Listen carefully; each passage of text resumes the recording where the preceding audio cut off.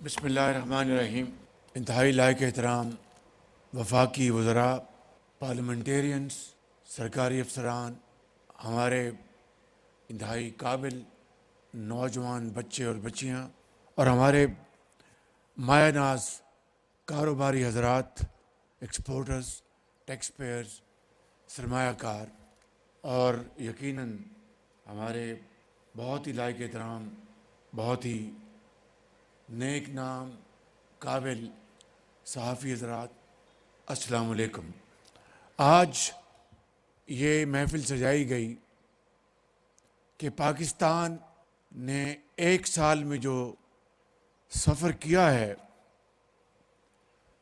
اندھیروں سے نکل کر اجالوں کی طرف، تو یہ کوئی کسی ایک فرد واحد کا کام نہیں. یہ اللہ تعالیٰ کے فضل و کرم سے ایک اجتماعی کاوش کا نتیجہ ہے. آپ کو یہاں پر احسن اقبال صاحب نے بڑی تفصیل سے ہماری معیشت کے بارے میں بتایا اور اڑان پاکستان کے بارے میں بتایا. ابھی فائنانس منسٹر صاحب نے اختصار کے ساتھ اس سفر کی روایات بیان کی، تو میں ان تمام معاملات کو یہاں پر دہراؤں گا نہیں، صرف چند واقعات آپ کو سنانا چاہتا ہوں. یہ جون 2023 کی بات ہے کہ پیرس میں ایک کانفرنس تھی، اور ہمارا جو IMF کا پروگرام تھا وہ ہچکولے کھا رہا تھا، کیونکہ ان کی جو شرائط تھیں وہ بڑی کڑی تھیں. ملک کے اندر مہنگائی کا ایک طوفان تھا. اس مہنگائی کے اس طوفان اور بوجھ کو جس طرح عام آدمی نے برداشت کیا پاکستان کے طول و عرض میں، اور جو مشکلات انہوں نے برداشت کی، میں ان کو سلام کرتا ہوں کہ آج ان مشکلات کے بغیر ہم یہاں پر نہ پہنچتے. تو میں کہہ یہ رہا تھا کہ وہاں پر IMF کی MD سے میٹنگ ہوئی، تو انہوں نے کہا کہ وزیر اعظم اب ٹائم گزر گیا ہے، اب بالکل جون کے اینڈ میں صرف چند دن رہ گئے ہیں، تو اب شاید یہ ممکن نہیں ہے. تو میں نے اپنے حوصلے کو انٹیکٹ رکھا اور ان سے کہا کہ کیا معاملہ، بتائیے کہ آپ کیوں مشکل پا رہی ہیں. کہ دیکھیں آپ کا جو ایکسٹرنل گیپ یہ ہے. ہم نے اسلامک ڈیولپمنٹ بینک سے بات کی کہ پاکستان کو $1 بلین چاہیے، تو انہوں نے کہا کہ ہمارے لیے یہ ممکن نہیں ہے. تو میں نے کہا اچھا اور کیا مسئلہ ہے. انہوں نے کہا کہ یہ آپ نے جو شرائط آپ کو اگر قبول نہیں تو یہ ممکن نہیں. میں نے وہیں سے جناب اسحاق ڈار صاحب کو فون کیا، وہ فائنانس منسٹر تھے، اور میں نے کہا کہ یہ ہمیں چیزیں کرنی ہیں. انہوں نے کہا جناب یہ کمٹمنٹ کس طرح آنر ہوگی. میں نے کہا یہ میری ذمہ داری ہے، آپ اس کو کریں. انہوں نے مہربانی کی، اسمبلی میں گئے، بجٹ میں جو ترامیم تھی وہ پیش کی. اگلے دن مجھے جو MD تھے اسلامک ڈیولپمنٹ بینک کے، بہت پاکستان کے دوست، بڑی محبت کرنے والے، میں پچھلے دنوں آئے بھی تھے، تو ان سے میں نے بات کی. ان سے بات کرنے کے بعد میں گیا کانفرنس میں، تو وہاں پر IMF کی MD مجھے مل گئی. کہنے کہ اسلامک ڈیولپمنٹ بینک نے $1 بلین اپروو کر دیا کہ ہم پاکستان کو دیں گے، آپ یہ پروگرام اپروو کریں. اور پاکستان اس طرح ڈیفالٹ سے بچ گیا. تو یہ اللہ تعالیٰ کا فضل و کرم، ہماری قوم کی دعائیں اور ٹیم کی شبانہ روز محنت کے ساتھ. فاسٹ فارورڈ، اس حکومت میں آنے کے بعد ستمبر میں ہمارا IMF کے ساتھ 3 سالہ پروگرام طے ہوا $7 ارب کا. اس میں جناب محترم فائنانس منسٹر کی بے پناہ اس میں کاوشیں شامل ہیں، فائنانس سیکرٹری کی، FBR کی، تمام متعلقہ اداروں کی، اور پلاننگ کمیشن کی، پلاننگ منسٹر کی، ہمارے DPM، ان سب کی مشترکہ کاوشوں سے ہمارا ستمبر میں IMF کا پروگرام طے ہوا. اس کے نتیجے میں یقیناً سیلریڈ کلاس کو بڑا ٹیکس برداشت کرنا پڑا, کوئی شک نہیں ہے. اور اگر آپ نے دیکھی یہ فگرز کہ 300 ارب روپے سیلریڈ کلاس نے ٹیکس ادا کیا ہے, they are probably the second largest segment which has contributed to nation building efforts and in the national exchequer. اب بتائیے کہ میرے یہاں پر بہت ہی قابل محنتی ہمارے سرمایہ کار, ایکسپورٹرز اور ٹیکس پیئرز بیٹھے ہیں. انڈیویجولی تو انہوں نے کمال کیا ہے, لیکن اجتماعی طور پر سیلریڈ کلاس نے 300 ارب روپے اگر انہوں نے کنٹریبیوٹ کیا ہے تو میں سمجھتا ہوں کہ ان کو میں سلام پیش کرتا ہوں کہ یہ کوئی معمولی بات نہیں تھی. اور انہوں نے پاکستان کی اس معیشت کو دوبارہ پاؤں پہ کھڑا کرنے کے لیے اپنی بساط سے بڑھ کر انہوں نے کنٹریبیوٹ کیا ہے. میں میاں محمد نواز شریف جو میرے قائد ہیں اور جو ہماری 16 ماہ کی حکومت تھی, پی ڈی ایم, ان کے تمام قائدین اور جماعتوں کو ان کا شکریہ ادا کرتا ہوں کہ اگر اس وقت وہ ساتھ نہ ملتے اور تمام تر مشکلات کے باوجود آج جنوری میں صرف 2.4% پر مہنگائی آ چکی ہے 40% سے, تو یہ اللہ تعالیٰ کا بے پایاں فضل و کرم اور ایک شاندار ٹیم کی محنت اور زندگی کے تمام طبقات نے اس میں حصہ ڈالا ہے, چاہے وہ بیوروکریٹس ہیں, چاہے وہ ایکسپرٹس ہیں, چاہے وہ انویسٹرز ہیں, ایکسپورٹرز ہیں, چاہے وہ ہمارے زراعت سے ان کا تعلق ہے, چاہے وہ ان کا صنعت سے تعلق ہے. سب نے مل کر پارلیمنٹیرین نے اپنا حق ادا کیا, بلز پاس کیے. تو میں آپ سب کا فرداً اور اجتماعاً اس مجلس میں اور آپ کے ذریعے پوری قوم کا شکریہ ادا کرنا چاہتا ہوں. جب پاکستان کی معیشت بہت بری حالت میں تھی, میں بات کر رہا ہوں ان دنوں میں نہیں پچھلی حکومت کے اوپر کوئی الزام تراشی کرنا چاہتا, نہ کوئی سیاست یہاں پر کرنا چاہتا ہوں. کہنا یہ چاہتا ہوں جب 40% پر مہنگائی پہنچ گئی تھی تو اس وقت مجھے ایک اور انتہائی مشکلات کا سامنا تھا, بہت ہی ڈیفیکلٹ چیلنجز کا سامنا تھا. اور ہر رات سوتے وقت مجھے یہ خیال آتا تھا کہ اگر خدا نہ خواستہ پاکستان ڈیفالٹ کر گیا تو میری قبر پہ بھی یہ کتبہ لگے گا کہ اس شخص کے ہوتے ہوئے پاکستان ڈیفالٹ کر گیا. تو رات کو نیند نہیں آتی تھی. اور مجھے ان دونوں میں ایک لطیفہ, بلکہ حقیقت اور لطیفہ بھی تھا, یاد آتا تھا. پرتھ میں, وہاں پر آسٹریلیا میں پاکستان کرکٹ ٹیم میچ کھیل رہی تھی آسٹریلین کرکٹ ٹیم کے ساتھ. تو ڈینس لیلی, وہ آپ کو یاد ہوگا, بہت دنیا کا تیز رفتار ترین بالر تھا. تو پاکستان کی جو پیر بیٹنگ کر رہا تھا, انتخاب عالم ہمارے کیپٹن تھے, اسکپر, اور سلیم الطاف فاسٹ بالر, وہ کھیل رہے تھے. اب پرتھ کی وکٹ بہت تیز وکٹ تھی, تو وہ ڈینس لیلی وہ اپنا بڑی رفتار سے آ رہا تھا اور کبھی گیند یہاں اس کو لگتا تھا انتخاب عالم کو, کبھی اس کو تھائی پہ لگتا تھا, کبھی سر پہ, کبھی شولڈر پہ. تو جب اوور ختم ہوا تو سلیم الطاف گئے ان کے پاس, انتخاب عالم کے پاس, اسکپر ویل ڈن, اسکپر ویل ڈن, شاباش. اس نے کہا بڑی مہربانی, ویل ڈن, باہر جانے کا راستہ بتاؤ کہ باہر کہاں سے جانا ہے. اس وقت جو ہماری جو معیشت تھی وہ ڈینس لیلی کی رفتار پر وہ جا رہی تھی اور مجھے وہ سارے بالز فیس کرنے پڑے تھے. تو مجھے آ کے یہ ساتھی کہتے تھے ویل ڈن ویل ڈن. تو یہ عالم تھا اس وقت. لیکن اللہ تعالیٰ کا بے پایاں فضل و کرم کہ آج یہ شاندار ٹیم کے نتیجے میں الحمدللہ ہم دوبارہ اپنے پاؤں پہ کھڑے ہو چکے ہیں. اب سفر ہے گروتھ کا, اکنامک گروتھ کا, معاشی ترقی کا. ان بچوں نے, جو ہمارے پرائم منسٹر, یوتھ کاؤنسل ممبر اور پھر دانش اسکول کے بچوں نے کس طرح آپ کی امیدوں کو دوبارہ ابھارا ہے اپنی تقاریر سے, کتنے مشکل حالات سے وہ آگے نکل کے آئے اور تعلیم حاصل کی. تو میں سمجھتا ہوں کہ آج یہاں پر بزنس کمیونٹی بیٹھی ہے, میں آپ سے مخاطب ہوں. میں یہ کہنا چاہتا ہوں کہ ہم نے مشکل فیصلے کر لیے, لیکن آگے بھی جو سفر جو ہے کوئی آسان نہیں ہے. دن رات محنت کریں گے, لیکن یہ امید سامنے آ گئی ہے, پوری قوم دیکھ رہی ہے کہ اب پاکستان دوبارہ ٹیک آف کرنے کی پوزیشن میں آ چکا ہے. اس میں آپ نے میرا بھرپور ساتھ دینا ہے, آپ نے آگے بڑھنا ہے, آپ نے مشورے دینے ہیں کس طرح انڈسٹری کو تکڑا کرنا ہے, کس طرح ایکسپورٹس کو آگے بڑھانا ہے, کس طرح ٹیکسز نیچے لے کے آنے ہیں. بڑے بڑے قابل یہاں پر ہمارے پاکستان کا مایہ ناز بزنس مین بیٹھے ہیں, اور میں آپ سے یہ وعدہ کرتا ہوں کہ پچھلے 8-10 مہینوں میں ہم نے سخت فیصلے کیے.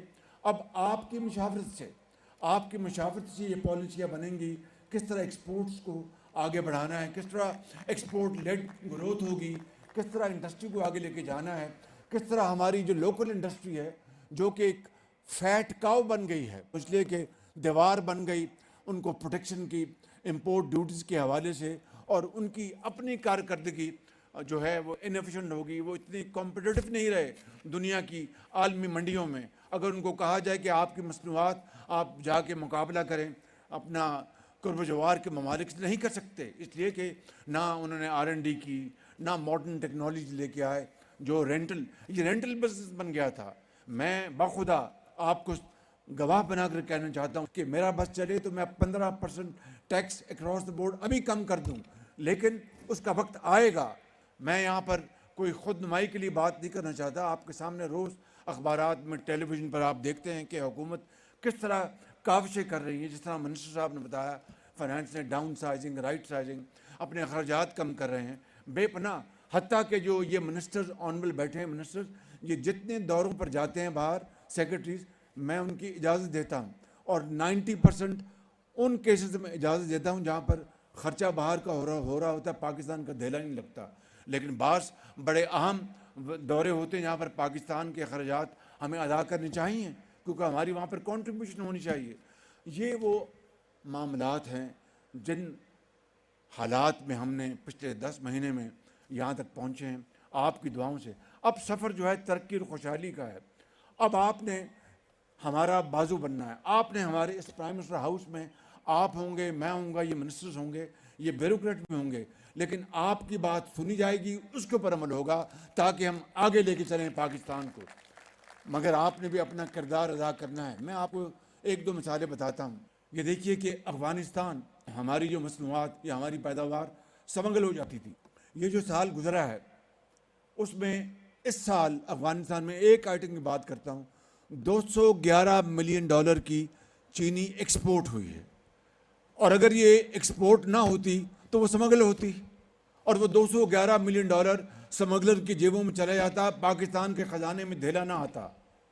یہ پہلی مرتبہ ہے کہ وہاں پر مکمل طور پر وہاں پر جو سختی کی گئی اور سمگلنگ کو بند کیا گیا. اسی طریقے سے میں آپ کو بتاتا ہوں کہ FBR میں دن رات ہم کام کریں. آپ کو ظاہر ہے بعض اوقات آپ کے ساتھ سختی ہوتی, تو میں ان بلا کے جو یہاں بیٹھے ہیں چیئرمین FBR, ان کی خدمت میں گزارش کرتا ہوں کہ مہربانی کر کے, آپ بڑے قابل محنتی آدمی ہیں اور بہت ہی ایماندار آدمی, اور تبدیلیاں لا رہے ہیں, میں آپ کو پورا سپورٹ کروں. مگر ہمارے قوم کے جو مایہ ناز سرمایہ کار ہیں, ان کے ساتھ زیادتی نہیں ہونی چاہیے. ان کو آپ بلائیں, چائے پلائیں, بات سنیں. آپ اگر کوئی ان میں سے میجورٹی بہت اچھے لوگوں کی ہے, اگر کچھ کالی بھیڑیں ہیں تو آپ کو دل میں دماغ میں پتہ ہونا چاہیے کہ یہ کالی بھیڑ ہے, ان کو آپ نے باقیوں کے ساتھ کھڑا نہیں کرنا. تو میں نے کہا کہ ان کی عزت کریں. یہ پاکستان کے لیے ڈالرز کماتے ہیں, یہ پاکستان کے لیے دن رات محنت کرتے ہیں, رسک لیتے ہیں, خطرات مول لیتے ہیں. دیکھیے کہ اب ہم جا رہے ہیں میسو پرائیویٹائزیشن کی طرف. گورنمنٹ کا کام نہیں کہ ہم اپنا کاروبار کریں, کاروبار آپ نے کرنا ہے. یہ PIA ہو اور دوسری تمام جو ہمارے جو SOEs ہیں, وہ ہم نے آپ کے حوالے کرنے اور آپ نے ان کو چلانا ہے, چلا کر کمانا ہے, اور پاکستان کو اقوام عالم میں عظیم بنانا ہے. تو میں آپ کو ختاماً یہ کہنا چاہتا ہوں کہ خود نمائی کے بغیر کہ ہم اللہ تعالیٰ کے فضل و کرم سے شبانہ روز محنت کر رہے ہیں, اور آپ کے مشاورت کے مطابق انشاءاللہ ہم چلیں گے.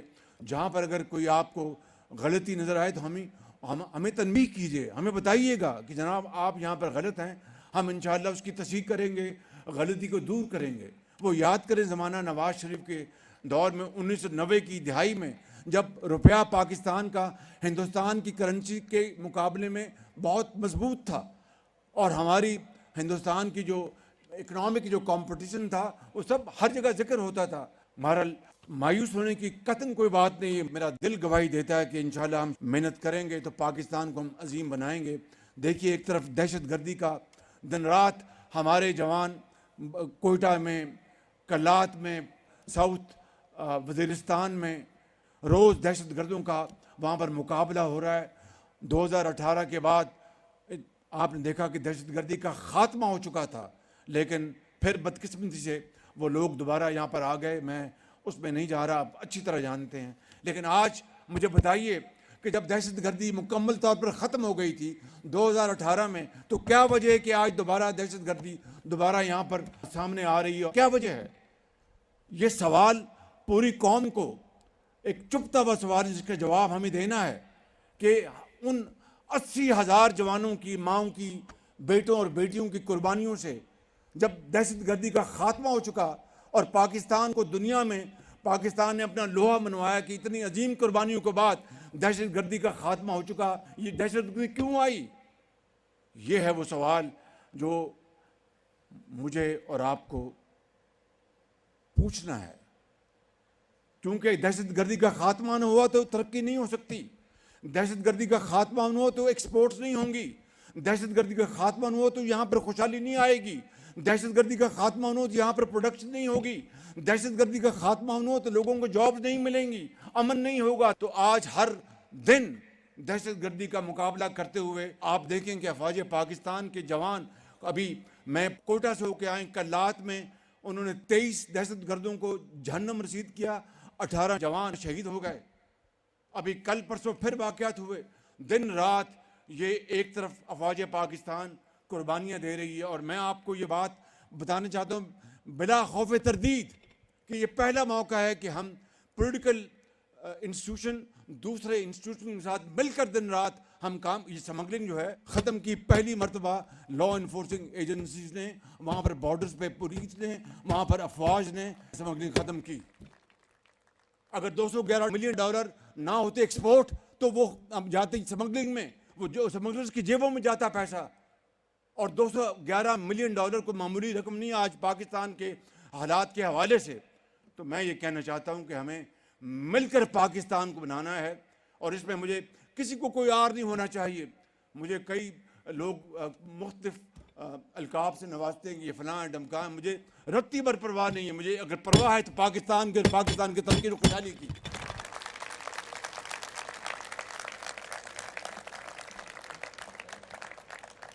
تو میرے بزرگوں, بھائیوں اور نوجوان ساتھیوں, یہ حالات ہیں.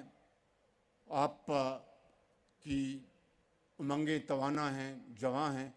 انشاءاللہ یہ ملک بہت وقت ہم نے ضائع کیا, اور میں اب کسی اور بات پر نہیں جانا چاہتا. ملک کو اس وقت ضرورت ہے اسٹیبلٹی کی, ملک کو امن کی ضرورت ہے, ملک کو اس وقت بھائی چارے کی ضرورت ہے, ملک کو اس وقت خوشحالی کی ضرورت ہے, معاشی ترقی کی ضرورت ہے. اب دیکھیے کہ ابھی 4 دن پہلے سعودی عرب کا ڈیلیگیشن آیا, $1.2 بلین کی تیل کی انہوں نے ہمیں فیسلٹی دی. کاش کہ یہ ہم سرمایہ کاری کریں, مگر ان کو وہ ماحول ملے گا تو وہ پھر پیسہ لگائیں گے بالکل. اور ماحول انشاءاللہ مہیا کرنے کے لیے ہم دن رات کوشش کر رہے ہیں. 12% پر یہاں پر آپ کا پالیسی ریٹ آ گیا ہے, قائبہ 11% پہ آ چکا ہے. تو یہ کوئی معمولی بات نہیں کہ 100% آپ کی پالیسی ریٹ نیچے آیا ہے.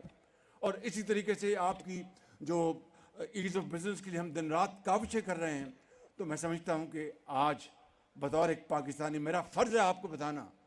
آپ اس کو مانیں یا نہ مانیں, یہ آپ کا اپنا فیصلہ ہے کہ یہ پہلی مرتبہ ہے کہ ایک سیاسی حکومت اداروں کے ساتھ مل کر کام کر رہی ہے, اور کوئی پرسنل کریڈٹ کی بات نہیں, بخدا کوئی پرسنل کریڈٹ کی بات نہیں. میں تو سمجھتا ہوں کہ اس عمر میں آپ شاید یہاں پر جو بیٹھا مجمع سب سے بڑا عمر میں ہوں گا, تو میں یہ کہنا چاہتا ہوں کہ اس عمر میں اگر میری کوئی خواہش ہے تو وہ یہ ہے کہ میں چھوٹی موٹی خدمت کر دوں, کوئی لیگیسی بن جائے, پاکستان چل پڑے اپنے اس ترقی کے سفر کی طرف, اور لوگ کہیں کہ ہاں بھی ایک حکومت آئی تھی, ایک خادم آیا تھا جس نے مل کر ایک پاکستان کو دوبارہ پٹری پہ چڑھا دیا. اس سے بڑی بات, اس سے بڑی اور خوشی میرے لیے کوئی اور ہو نہیں سکتی. اور مجھے یقین ہے کہ اس قوم کے اندر اللہ تعالیٰ نے اتنی استعداد بخشی ہے, اتنی قوت بخشی ہے آپ میں کہ جس کا حد و حساب نہیں.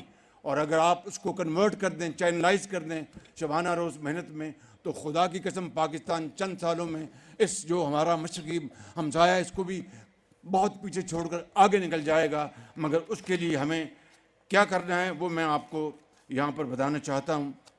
ایک انڈسٹری کو ہمیں, پاکستان کی انڈسٹری کو دوبارہ توانا کرنا ہے, ایکسپورٹس کو ہم نے بڑھانا ہے. آئی ٹی لیڈ ایکسپورٹ بہت, اس میں بہت پوٹینشیل ہے.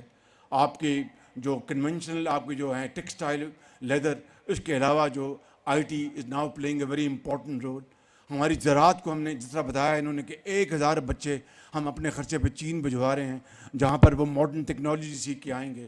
2 لاکھ بچے ہواوے نے وعدہ کیا ہے کہ وہاں آپ کے ٹرین کریں گے آئی ٹی میں. اے آئی کا زمانہ ہے, تو میں سمجھتا ہوں کہ اسکائی از دا لمٹ. تو اس کے لیے اگر آپ مہربانی کر کے اگر آپ تیار ہوں, اور مجھے پتہ ہے آپ تیار ہیں, آپ کو وہ ماحول چاہیے, اس کے لیے انشاءاللہ ہم مل کر آپ کے ساتھ کام کریں گے اور پاکستان کو انشاءاللہ ہم عظیم بنائیں گے. میں آپ سب کا ایک مرتبہ پھر شکریہ ادا کرتے ہوئے ان اشعار کے اوپر اپنی بات میں ختم کروں گا. جب اپنا قافلہ عزم و یقین سے نکلے گا, جہاں سے چاہیں گے رستہ وہیں سے نکلے گا. اے وطن کی مٹی مجھے ایڑیاں رگڑنے دے, مجھے یقین ہے چشمہ یہیں سے نکلے گا. پاکستان پائندہ باد.